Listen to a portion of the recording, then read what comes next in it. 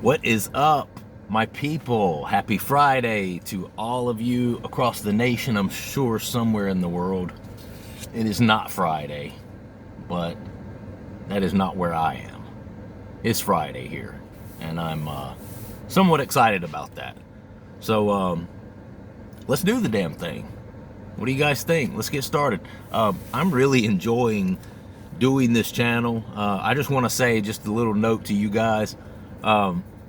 I know I kind of go off the rails on this channel. You know, most everyone who subscribed to this channel initially subscribed because I was talking about kratom or, you know, substance abuse or substance use. And those are topics that you guys, for obvious reasons, are interested in, right? And, you know, we had a lot in common in that way. And you guys are pretty patient with me because there's times where I just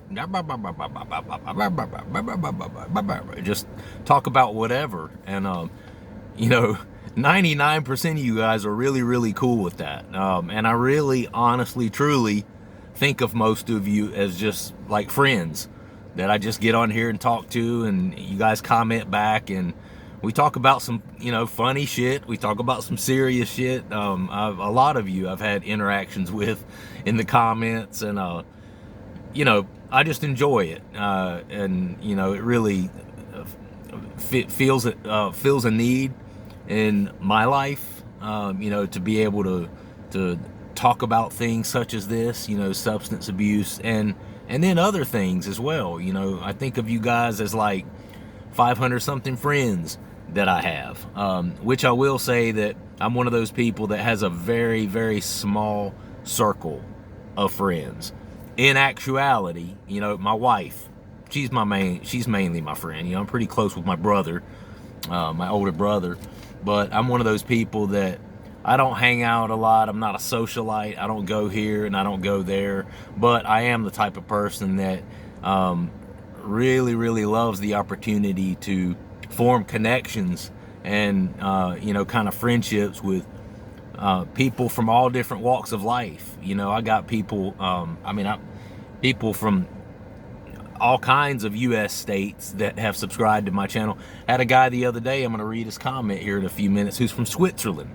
Got a guy from Switzerland who's listening to my channel. I think that's cool as hell, man. I really love that, that I'm able to make these sort of connections with people all around the world, not just within my own country, but have people across the pond in Europe to subscribe to the channel and jump on and leave a comment as well. So I just think that's really cool. I'm really enjoying it, and I can tell you guys are as well. And you know, I just appreciate being able to get on here and really kind of express myself and my personality and who I am. And I've got a lot of really good, authentic people who listen to my channel. So anyway, thank you guys. Thank you guys for that. It really is appreciated. And this is the part where I will say, if you've not subscribed to my channel, please do that now. It takes you 2 seconds. You don't ever have to worry about it again. You can listen to my content for free forever. And yeah, that's it. Okay. I'm gonna start with a channel. This is from @Ellison27. Says, has anybody ever told you you look like George Michael? Oh,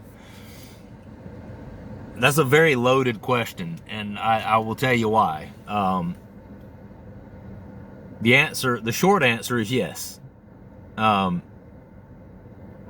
the long answer is George Michael, George Clooney, Brad Pitt, Mark Wahlberg. I've literally probably heard that guy that was on that hospital show back in the day, which I didn't even watch the show,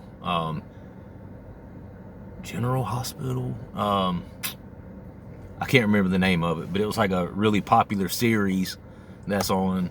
I've had people tell me multiple times it looked like that guy, the main character in that.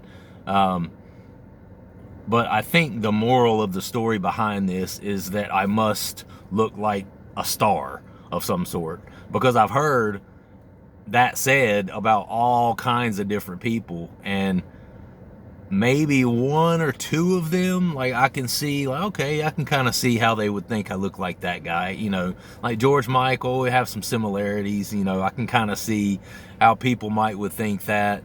You know, maybe George Clooney a little bit, but you know that certain ones, Mark Wahlberg, Brad Pitt, I'm like, I think people are, it's their way of trying to say, hey, dude, you look like a star, which I appreciate. I really appreciate, and I have heard that a lot throughout my life. And somebody actually told me the other day, and I do not remember the name of the person that commented this. They said, but I remember the comment because it was very short, and I remember the comment because I had to look up the person that they were saying I looked like, and they were like, I really love your channel, but you remind me so much of Joshua Broome. I was like, okay, well, damn, that's one I haven't heard, right? Google, who's Joshua Broome?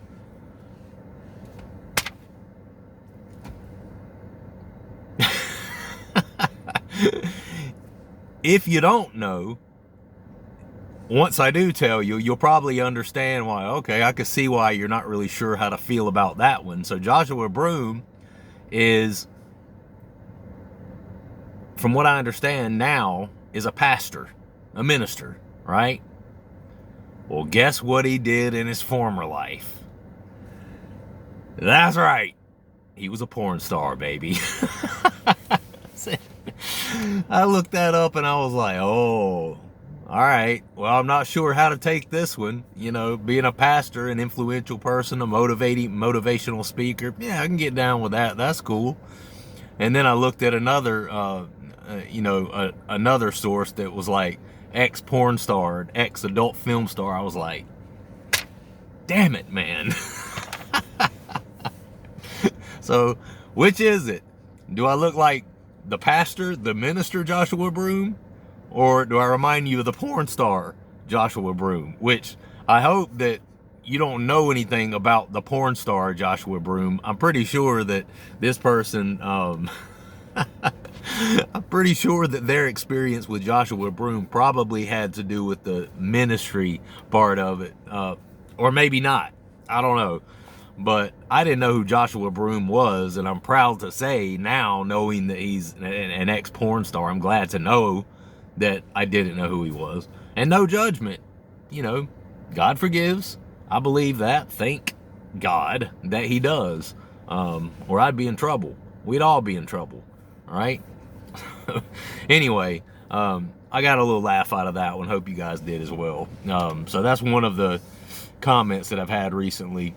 I'm going to start with one. This is the gentleman that is actually from Switzerland. At Maduchefe. Brother, I butcher these names on here, I promise. It's difficult because a lot of it is people's handle names, and it's kind of hard to tell. Maduchefe? Here's how it's spelled. Madduchefe. I'm gonna call you Mad, bro. Mad, okay? MAD's in here. Mad, that's what I'm calling you. So Mad says, thanks for the answer, my friend. Yes, Switzerland is an awesome country, but from what I've seen on your videos, your place seems pretty cool as well. It absolutely is. I love my state of North Carolina. Any of you who didn't know, I'm in North Carolina. It's a beautiful state. The weather is very temperate here. Good thing about it is I live smack dab in the middle of the state. If you go 3 hours to the east, you're on the coast. There's the ocean, the beach, right? 3 hours to the west, you're in the mountains. So North Carolina truly is one of those states that has the best of both worlds. You can get the different mountain ranges, the coast and the mountains, and I really do enjoy that aspect of it. But, you know, it's on my bucket list to travel to some of these places across the world that I've not seen, and Switzerland is one of those. You know, I've, you know those videos that you can find on YouTube where it's like beautiful scenes, and it'll be like 10 hours, 11 hours of these beautiful scenes, and you're just like, man, I wish I could beautiful scenes from all over the world, these landscapes, and then it has this beautiful, melodic piano music playing in the background. My wife are hanging out on a, Friday evening or a Saturday evening, cooking dinner, and the family's hanging out, and we're not really watching TV or something. We'll put a video like that on the screen, up above our fireplace, and have some music playing and candles, just making it relaxing. And I've seen a couple of videos where literally the whole video was just landscapes of Switzerland, and the mountain ranges there look absolutely stunning. I'm not exactly sure, Mad, where you are from particularly, but Switzerland looks like a beautiful place, and I would love to visit there one day. A lot of that traveling is probably going to happen after I retire, because right now I just do not have the time. But with that said, I do feel pretty fortunate that I live in a state to where I can go 3 hours to the east, I'm at the coast. 3 hours to the west, I'm in the mountains. Okay, so by that measure, I do feel pretty fortunate. But the rest of his comment says, it's fascinating. I just randomly discovered you on YouTube, and I noticed we share some similar kratom behaviors. I discovered kratom around 4 years ago. From this point, my rule was to take kratom once in 14 days, and this went on for around 2.5 years. I want to stop right there and say, Mad, that's pretty impressive, man. I don't know many people who can maintain that kind of schedule, taking it once in 14 days for a whole 2.5 years. That's pretty impressive. I would say your addictive nature is not as strong as some people's, including my own. Okay. Anyway, this went on for around 2.5 years, but over the last year, I slowly disregarded that rule, and now I am taking it once a week or twice a week, mostly around 4 grams. It is truly my guilty pleasure. That's a good way to describe it. On the other hand, it suppressed my desire to smoke weed or drink alcohol, which is a good thing, I guess. And it clearly slows my thoughts down, makes me feel comfortable. It makes me appreciate the world a little more for a moment. But as you said, those are fake feelings. That hit home very hard, and I decided to reduce my frequency.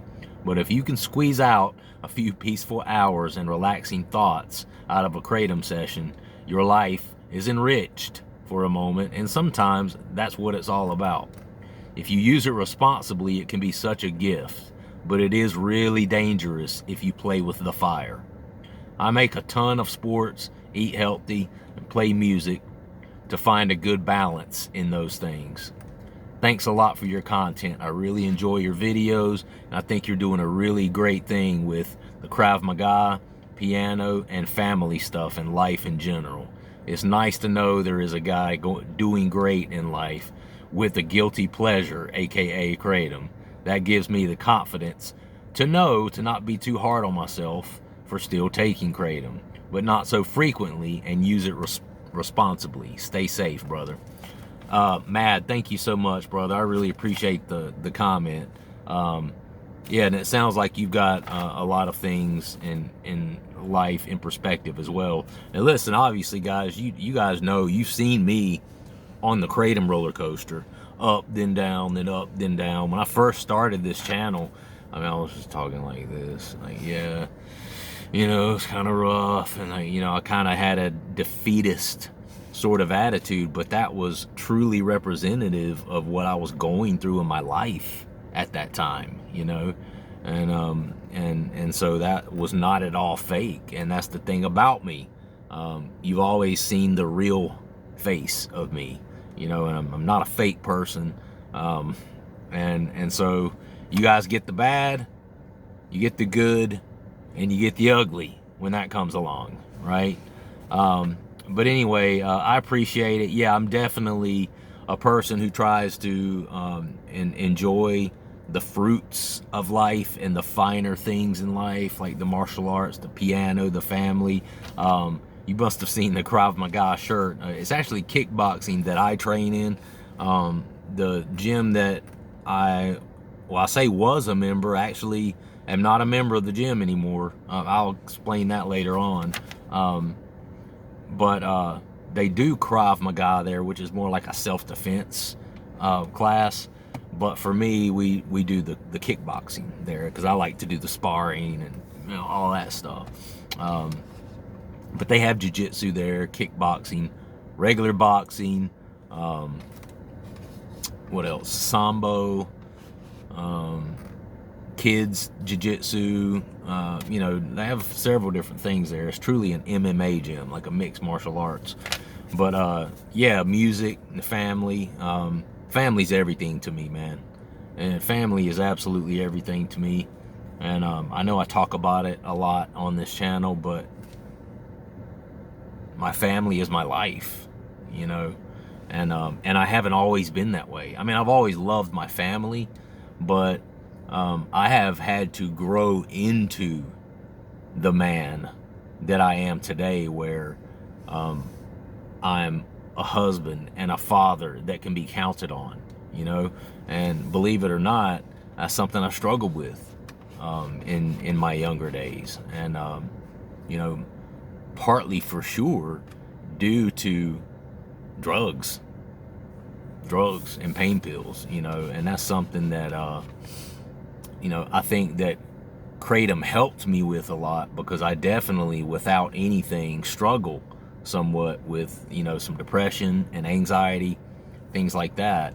I try to do the natural things, the healthy organic ways of increasing mood and decreasing the anxiety and decreasing depression and all those good things.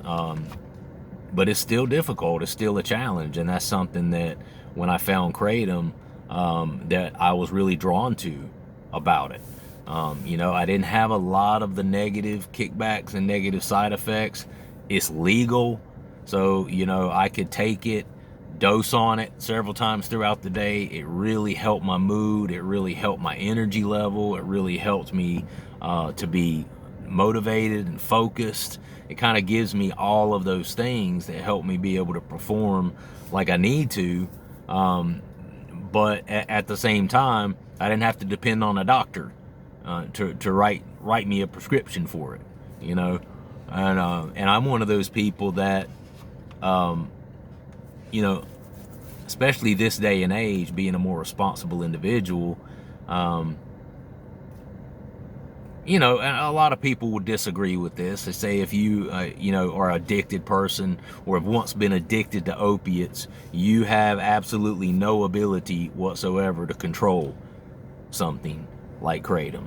And that may be true to an extent, and I think it probably is true in the sense of, if I'm gonna take it at all, for me, it's probably going to be one of those things where I'll take it several times per day and just dose on it.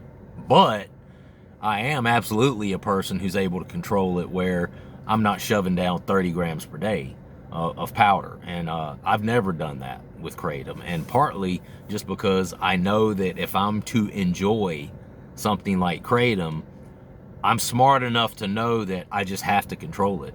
I have to, because as soon as it starts getting out of control and I start getting up to 25, 30, 40, 50 grams per day, then at that point, I'm going to have to sit myself down and have a talk with myself like, hey, bro, this ain't working anymore. You know where this is going, and it ain't anywhere good, right? When I was younger, I didn't have the ability to have that talk with myself. So I won't say that the addiction aspect of it and the desire to continue to use is not there anymore. And I would say, depending upon where you are at in your life, your level of maturity, your level of discipline and dedication to the fact that this is one of those substances that I have to use it in a certain way, or I'm not going to be able to use it at all. Okay? Because Kratom, at least for me, typically is an all or nothing sort of thing, right? And for me, the all is I was always comfortable with just dose on it 3 times a day. You don't have to shove it in your mouth every hour on the hour. And when I was in that sort of regimented routine, I never really had a problem with that, and it never really bothered me physically too much. Never really had any interdose withdrawals. So if I'm ever to go back and start using it again on a regular basis, that's how I will use it. Okay. Been over 3 weeks now since I've taken any, and I'm doing fine. But I'm not doing great. I completely admit that I'm not doing great. I definitely could get more done. My mood would definitely be better. I could definitely be more focused and have more drive and motivation even. If I were taking it, and I can tell a difference. But, at the same time, you're never going to know unless you give yourself that time off of it. If your brain and your body is able to really heal from, any abuse that you might have put it through in terms of using something like Kratom on a regular basis. So, Mad, you sound like you're doing really good, my brother. And just the things that you're saying here about now I'm taking it once, maybe twice a week, mostly around 4 grams. Brother, if you're able to do that and you're one of those people that doesn't have a desire to continue taking it, daily, multiple times a day, you sound kind of like my wife, which my wife even takes it more than that. She takes it once a day. She'll take it in the morning. But it's one of those things where she never has a desire to go back for that second dose, third dose, fourth dose. She just, opiates or an opiate-like substance just never clicked like that with her, and some people it doesn't. Some people, when they get that first tooth pulled, when they're, 18-year-old kid or whatever it is, and they get that first script of Vicodin, some people take one of those Vicodin and are just like, oh, I don't like that. I don't like the way it makes me feel. I'm just going to take some Tylenol. And then the Vicodin sits up in their cabinet for 5 years until some drug addict like I was came into their bathroom and stole it out of their bathroom. Anyway, that's another for another video. But then you have people who have that first tooth surgery and that first wisdom tooth pulled when they're 18 years old, and they get a bottle of Vicodin, and as soon as they take it, it's immediately like, that is the best thing I've ever had in my life. These are amazing. What the hell is this? I'm gonna feel like this forever. And there really is a difference in people and their genetic makeup, their physiological makeup, their anatomic makeup. You didn't know I knew all those big ass words, did you? Well, I do. I got an education.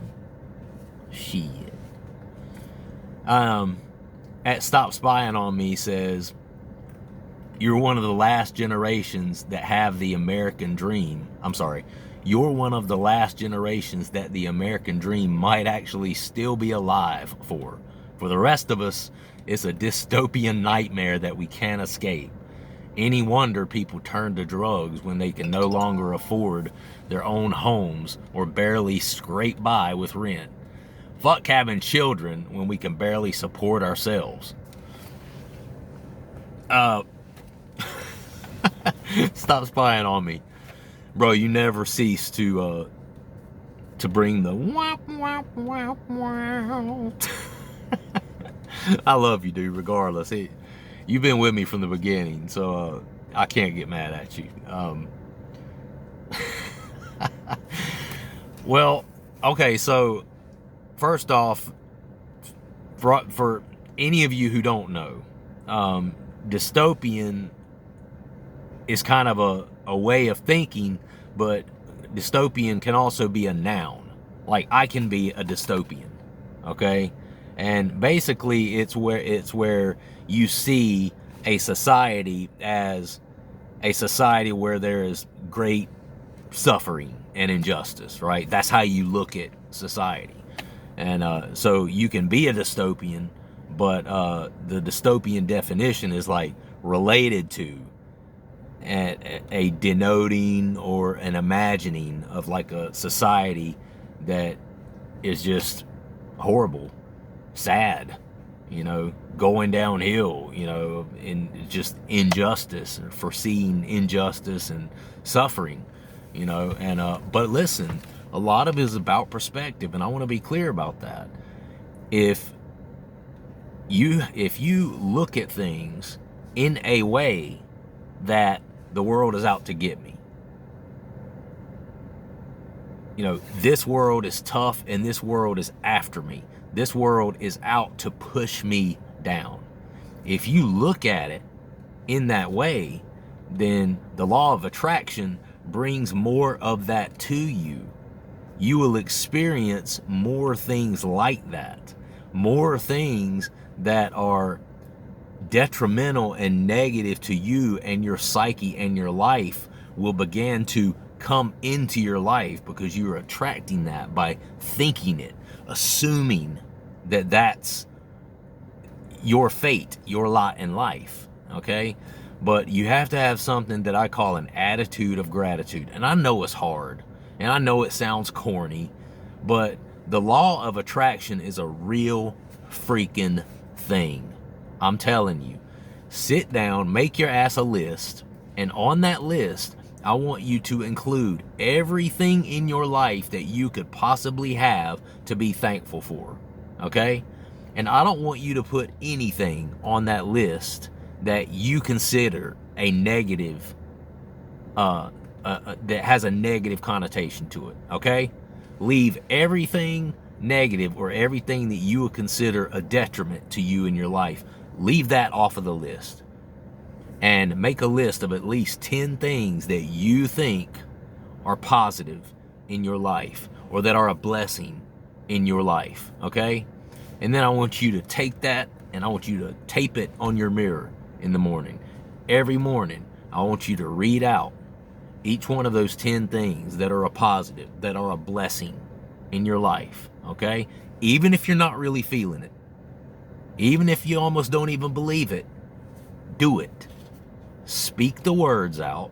Let the words fly out of your mouth. And words have power, bro.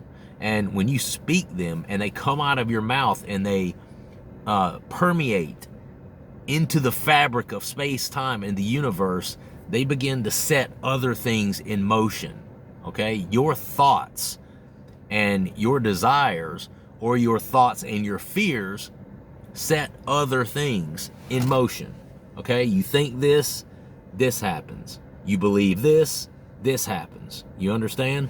What are you thinking? What are you believing? It really is truly up to you. And there's this saying that 10% of your life is what actually happens to you. And the other 90% is how you react to it. How are you reacting, bro?